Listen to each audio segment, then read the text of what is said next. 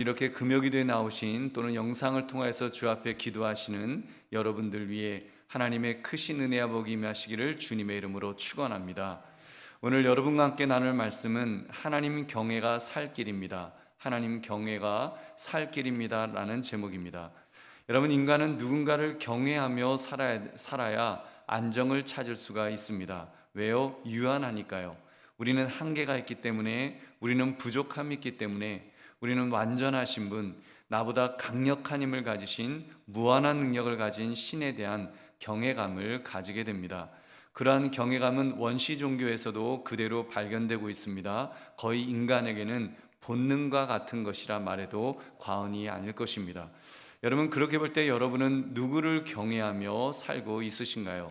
오늘 말씀 하나님 경외가 살 길입니다. 이 제목을 가지고 어떻게 하나님을 경외하며 복되게 살 것인가를 살피시는 이 밤이 되시기를 주님의 이름으로 축원합니다. 여러분, 오늘 본문은 이스라엘 백성들이 성전에 올라가면서 여호와를 경외하는 인생이 복을 누린다는 이 고백을 담은 시입니다. 하나님을 경외하는 것이 진정한 기쁨이 된다는 것을 교훈하면서 그런 하나님을 반드시 경외해야 함을 강조하고 있습니다. 하나님을 경외하는 것이 어떤 기쁨을 주는지 그 세 가지로 강조합니다. 첫째로요, 하나님을 경외하면 복을 받는다라고 했습니다. 1절 말씀, 성전에 올라가는 노래, 여호와를 경외하며 그의 길을 걷는 자마다 복이 있도다. 아멘. 여러분, 여호와를 경외하는 자는 일상의 삶에서 하나님의 즉 하나님의 말씀에 복종한다는 것을 이렇게 말씀해 주고 있습니다. 그의 길을 걷는 자라고 말씀하니까요. 그의 길, 바로 예수님의 하나님의 말씀, 그 말씀을 잘 지키는 사람, 그 사람이 하나님을 경외하는 사람이라고 그랬습니다. 여러분, 경외가 무엇입니까? 여러분, 경외란 하나님을 두려워하는 감정과 그리고 하나님을 존경하는 마음을 함께 가지는 좀 복합적인 마음입니다. 이게 서로 약간 모순되죠. 두려워하는 마음하고 그리고 또 그 존경하는 마음은 약간 모순되는 것 같은데, 여러분, 이 마음은 피조물인 인간이 창조주를 향해서 마땅히 가져야 될 그런 그 마음입니다.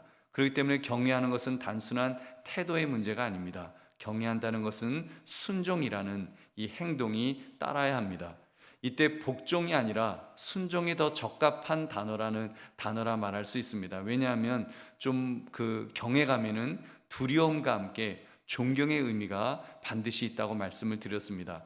복종이 약간 좀 막 두려워서 그 하는 것이 복종이라면, 여러분, 순종은 이렇게 두려워하는 마음과 함께 존경하는 마음을 가질 때 우리가 그 더 순종하는 그런 마음을 가지는 것이 아닐까요? 여러분, 그렇게 볼 때 여러분은 하나님의 말씀에 순종하고 계시는가요? 여러분, 그리고 이 순종이 억지로 저주받지 않으려고 하는 그런 여러분 복종은 아닌지 한번 내 자신을 한번 돌아봐야 될 것입니다. 여러분, 하나님을 두려워하지만 하나님을 사랑하는 마음, 여러분, 것이 분명하게 있어야 됩니다. 우리가 오늘 이렇게 금요기도에 나오고 주께서 항상 기도하라고 하셨기 때문에, 그래, 오늘도 내가 기도하러 나가야지, 이때 우리가 복종하는 마음으로도 나오지만 우리가 순종하는 마음으로 나올 때 하나님의 말씀에 두려운 마음도 있지만 우리가 하나님을 사랑하는 마음을 가지고, 정말 하나님을 존경하는 마음을 가지고, 하나님, 저 오늘 지금 기도하러 나가요, 좀 신나는 마음으로, 억지로 끌려 나오는 그런 마음이 아니라 정말 하나님과 데이트하고 하나님과 정말 교제하는 마음으로 그렇게 이 자리에 나오는 것이, 이것이 바로 순종하는 자의 태도라는 말입니다. 여러분, 그래서 우리는 어떤 일을 하든지 기쁨으로 해야 됩니다. 우리가 정말 주님을 위해서, 우리가 또 주의 말씀대로 살기 위해서 일을 할 때 정말 모든 일을 기쁨을 가지고 우리가 그렇게 순종해야 될 것입니다.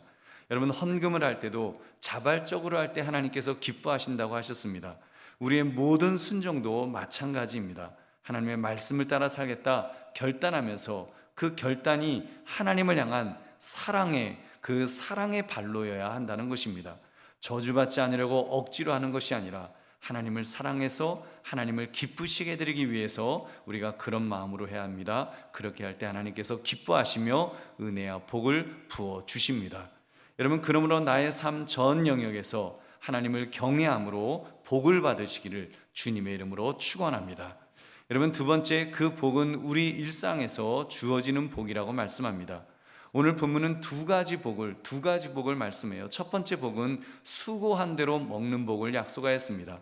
2절 말씀, 내가 내 손이 수고한 대로 먹을 것이라 내가 복되고 형통하리로다. 여러분, 성경은 하나님을 경외하면, 하나님을 우리가 경외하고 하나님의 말씀대로 살면 하늘에서 막 다이아몬드가 막 우두두둑하고 떨어져 갖고 막 다이아몬드 그냥 벼락부자가 되도록 만들어 주실 것이다, 이런 말씀을 하지 않으십니다. 여러분, 가장 근본적인 복, 노동의 현장에서 정당한 대가를 얻는 것을 복이라고, 일상의 복이라고 말씀하고 있습니다. 여러분, 그렇게 볼 때 믿음의 사람이 직장 생활을 잘 할 수 있는 것이, 그리고 월급이 그래도 또박또박 잘 나오는 것, 여러분, 그것이 복입니다. 여러분, 이 사실을 우리는 분명히 알아야 합니다. 우리는 살아가면서, 직장 생활을 하면서 또는 사업을 운영하면서도 마찬가지입니다. 우리는 일상에서 내 손이 수고한 대로 먹는 것이, 이것이 하나님 안에서 얼마나 소중한 복인지 이것을 알아서 우리는 그것에 먼저 감사해야 될 줄로 믿습니다. 내 손이 수고한 대로 먹는 것을 복이라고 하셨으니까요. 여러분, 이것이 얼마나 평범한 복이지요, 그러나 이것이 얼마나 근본적이고 가장 중요한 복인지요. 우리가 수고할 수 있다는 것, 여러분, 하나님께서 건강의 복을 주시니까 가능한 것이 아니겠습니까? 또 우리가 그 일한 노동에 대해서 또 정당한 대가를 얻을 수 있다는 것도, 이것도 얼마나 감사한 일인지요. 근데 실상 우리는 복을 좀 다르게 기대하는 경향이 있는 것 같습니다. 내가 하나님을 잘 믿는 사람인데, 내가 지금 뭔가 하나님을 위해서 거룩한 어떤 목적을 이루기 위한 건데 하나님이 뭔가 좀 일확천금을 주시지 않느냐, 비트코인 누가 아무개는 그거 10개 사갖고 그냥 몇 달 만에 5억을 벌었대는데 이게 지금 나는 뭐냐, 이런 식으로 우리가 좀 그렇게 좀 일확천금 같은 그런 생각을, 그런 것을 복이라고 생각하진 않는지요. 여러분, 믿음의 사람으로서 우리가 정말 땀 흘려 수고할 수 있다는 것, 그리고 수고한 것에 대한 정당한 대가를 받을 수 있다는 것, 이것이 여러분 정말로 얼마나 아름다운 복인지요. 여러분, 이 복을 누리는 우리들도 복이지만 우리가 믿는 하나님도 정말 공정한 하나님이라는 질서의 하나님으로서의 그런 얼마나 아름다운 모습인지요. 우리는 뿌린 대로 거두는 사람입니다. 농부가 땀을 흘리며 씨를 뿌리고 가을에 곡식단을 거두는 것처럼, 여러분, 그것이 그렇게 우리가 수고한 대로 얻는 것이 얼마나 형통의 그런 복인지요. 여러분, 그 사실을 깨달으시기를 주님의 이름으로 축원합니다. 두 번째 복은 행복한 가정생활의 복을 약속하였습니다. 3절 말씀을 보면, 내 집 안방에 있는 내 아내는 결실한 포도나무 같으며 내 식탁에 둘러앉은 자식들은 어린 감람나무 같으리로다. 성경은 이 복된 가정이란 남편과 아내 그리고 자녀들이 함께 사랑하며 어울려 사는 그런 모습을 보여주고 있습니다. 아내는 결실한 포도나무라고 비유를 했습니다. 그렇다고 포도가 굉장히 많이 주렁주렁 열매를 맺잖아요. 그것처럼 반드시 많은 자녀를 낳은 아내, 이런 의미로 우리가 볼 필요는 없을 것입니다. 오히려 그 아내가 가정의 중심에서 따뜻한 기운이 돌게 만드는 현숙한 아내를 말한다고 볼 수 있을 것입니다. 그리고 자녀를 상징하는 어린 감람나무는 물이 올라 싹이 돋고 자라는 상태로서 하나님을 경외하는 그 부모의 슬하에서 즐겨 먹고 마시는 자녀들을 상징한다고 하겠습니다. 그러나 여러분, 이 두 성경 구절이 보여주는 모습은요, 정리해보면 노동의 현장과 그리고 휴식의 공간으로 가정에서의 복을 보여주는 것입니다. 요즘처럼 여러 다양한 형태의 이런 가구들이 있는 상황에서 꼭 이 행복한 가정생활을 문자적으로만 우리가 볼 필요는 없을 것이라고 생각을 합니다. 단독 가구도 요즘 많아진 세상이잖아요. 그렇다 할지라도 여러분, 그 안에서 참된 안식을 누리는 가정이 있다면 여러분, 그 또한 복이 아니겠습니까? 하루 종일 직장에서 열심히 일하고요, 그 일한 것에 대한 보수를 받고 집에 돌아와서는 하나님 안에서 참된 안식을 누릴 수 있다면 여러분, 그보다 더 큰 복이 있을까요? 성경은 이 복을 가리켜서 여호와를 경외하는 자가 받는 복이다라고 말씀하고 있습니다. 여러분, 그러므로 여호와를 경외함으로 우리 일상에서 주어지는 복을 우리가 받아 누리시기를 주님의 이름으로 축원합니다. 세 번째, 그 복은 일상을 뛰어넘어 시온과 예루살렘으로까지 확대된다고 말씀합니다. 5절 6절 말씀, 여호와께서 시온에서 내게 복을 주실지어다. 너는 평생의 예루살렘의 번영을 보며 내 자식의 자식을 볼지어다. 이스라엘에게 평강이 있을지로다. 아멘. 여러분, 시온은 하나님께서 계신 곳을 말합니다. 그 하나님을 중심으로 마음을 집중하게 될 때 하나님을 경외하는 자의 복이 노동 생활이나 또는 가정 생활 그 너머까지 그 이상으로 이제 확대될 수 있다는 것을 약속하는 것입니다. 하나님께서 계신 곳 시온에서도 복을 주실지어다라고 말씀하니까요. 즉 신앙 공동체 안에서도 복 주실 것을 약속하신 것입니다. 그리고 예루살렘, 여기서 예루살렘은 이스라엘 공동체를 상징한다고 할 수 있죠. 그렇다면 우리에게는 나라와 민족까지 우리가 확대해서 우리가 해석해도 좋을 것 같습니다. 결국 여호와를 경외하는 자가 복을 받는다면 그 복이 직장과 가정에만 국한되어서 되겠습니까? 여러분, 교회까지도 그 확장이 되어야죠. 또 교회까지만 또 국한되어서 되겠습니까? 아닙니다. 나라와 민족에까지 그 복이 확대되어야 됩니다. 여호와를 경외하는 자는 그 나라까지도 복을 받을 것이라 말씀하십니다. 그렇습니다. 여호와를 경외하는 믿음의 성도님들, 우리는 믿는 자로서 내가 속한 교회뿐 아니라 내가 속한 나라와 민족이 하나님의 복을 받을 수 있도록 여러분 그렇게 기도해야 될 줄로 믿습니다. 저는요 그게 너무 감사해요. 그래서 제가 설교에도 몇 번 말씀드렸습니다만 이 한반도에 바로 2021년 바로 이때를 살아가는 그 2000년대를 살아갈 수 있다는 것이 얼마나 감사한지요.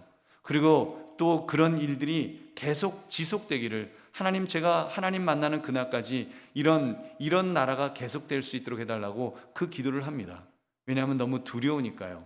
여러분, 우리가 아무리 하나님을 잘 믿어도, 우리가 아무리 하나님의 복을 받아도 만약에 나라와 민족이 위기를 맞는다면, 뭐 전쟁을 겪는다든지, 우리 사실 이 작은 어떤 어려움이잖아요. 이 코로나19 팬데믹이라고 하는 별것도 아닌 이런 어려움 때문에도 우리가 얼마나 지금 고통하고 있습니까? 근데 하물며 정말 우리가 살아가는 시대에 만약 끔찍한 전쟁이나 그런 일들이 벌어진다고 한다면 얼마나 그 비극적인 일이겠습니까? 그래서 우리는 하나님 앞에 그런 기도도 해야 됩니다. 내가 속한 공동체, 특히 신앙 공동체가 복을 받을 수 있도록, 그래서 이 땅에 하나님을 경외하는 사람들이 많이 있기를, 그래서 한국교회에 하나님을 경외하는 사람들이 많이 있고 이 시대에 하나님을 경외하는 사람들이 많이 있어서 정말 하나님의 복이 시온과 예루살렘에게까지 평안히 그 넘칠 수 있기를 우리는 위하여 기도해야 될 줄로 믿습니다. 그래서 나는 형통의 복을 받았는데 나라가 전쟁에 휘말리지 않도록, 나는 경외하는 자로 복이 넘쳐나는데 민족은 저주를 받는 그런 끔찍한 일이 벌어지지 않도록 여러분 우리가 깨어 기도해야 될 줄로 믿습니다. 특히 요즘처럼 코로나19가 팬데믹이 되어서 모두가 고통하는 때 우리는 우리가 속한 나라와 민족을 위해서 우리가 기도해야 될 것입니다. 하나님을 경외하는 자로서 하나님 나만 잘 되는, 그 나만 복 받는 것이 아니라 하나님 참으로 나로 인해서 직장이, 나로 인해서 가정이, 나로 인해서 교회가, 나로 인해서 이 공동체가, 국가가 하나님의 복을 받을 수 있도록 그렇게 해달라고 우리가 함께 기도할 때 하나님께서 은혜와 복을 부어주실 줄로 믿습니다. 그러므로 일상을 뛰어넘어 내가 속한 공동체에까지 복이 넘치시기를 주님의 이름으로 축원합니다. 말씀을 맺습니다. 말씀의 제목, 하나님 경외가 살 길입니다 라는 제목처럼 여러분, 하나님을 경외하는 것이 얼마나 중대한가를 우리는 깨달았습니다. 첫째, 하나님을 경외할 때 복을 받는다고 그랬습니다. 그리고 둘째, 하나님을 경외할 때 직장과 가정에 임하는 복이 있다고 했습니다. 셋째, 그 복은 일상을 넘어서 시온과 예루살렘에까지, 즉 내가 속한 교회 공동체, 국가 공동체까지 임하게 된다는 말씀을 나누었습니다. 여러분, 이런 복이 얼마나 균형 잡힌, 정말 우리의 삶에서 얼마나 균형 잡힌 그런 복의 모습인지요. 여러분, 이런 복을 받기 위해서, 또 이런 복이 어떻게 임하느냐, 여러분 바로 하나님을 경외하는 자에게라고 분명히 성경은 말씀합니다. 여러분, 저는 경외한다는 이 단어 자체가 굉장히 균형 잡힌 그런 신앙의 모습이라고 봅니다. 어떤 사람은 신앙생활을 가지면서 신앙을 가지면서 하나님을 두려워해서 그냥 무서움에, 공포에 휩싸여서 그냥 지옥 안 가려고 그렇게 신앙생활을 하는 사람들도 있습니다. 어떤 사람은 반대로 그냥 복만 받으려고 또 신앙생활하는 그런 사람들도 있죠. 근데 여러분, 하나님을 향한 두려움과 하나님을 향한 사랑 또는 존경이 균형 잡혀 있는 이 하나님을 경외하는 신앙, 하나님을 사랑하면서도 두려워하고 하나님을 두려워하면서도 하나님을 사랑하는 마음이 잘 조화를 이룬 정말 성숙한 모습의 이런 신앙생활, 하나님을 경외하는 이런 신앙생활을 할 때 우리가 살 길이 열리는 줄로 믿습니다. 여러분, 이 제목처럼 그런 그 하나님을 경외가, 하나님 경외가 살 길임을 우리가 깨달아서 진정으로 하나님을 경외함으로 균형 잡힌 복을 받아 누리시기를 주님의 이름으로 축원합니다.